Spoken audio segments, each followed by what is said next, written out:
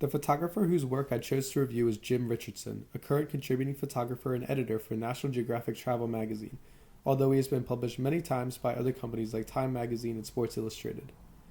I chose to talk about Jim Richardson's work because he takes photographs with the goal of creating an emotional connection between the viewer and his subjects to raise awareness about environmental issues and create a passion for change. Though his photos are definitely aesthetically evaluative, they also take on an ethically evaluative role.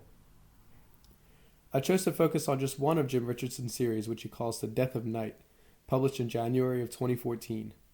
In the description of this series, he talks about how light pollution is destroying the night sky as human population and technology expand by showing photos of nightscapes.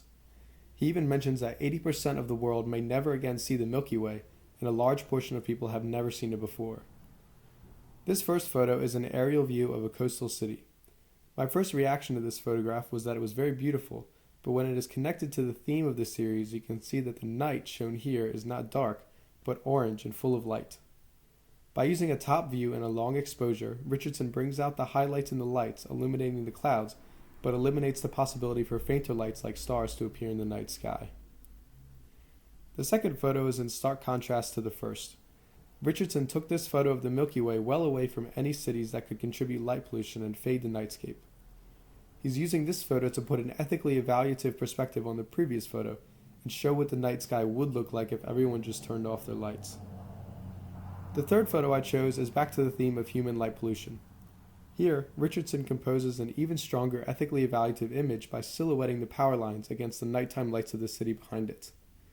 The long exposure and more shallow depth of field used create the sense that the night is orange and hazy rather than clear and dark as it should be.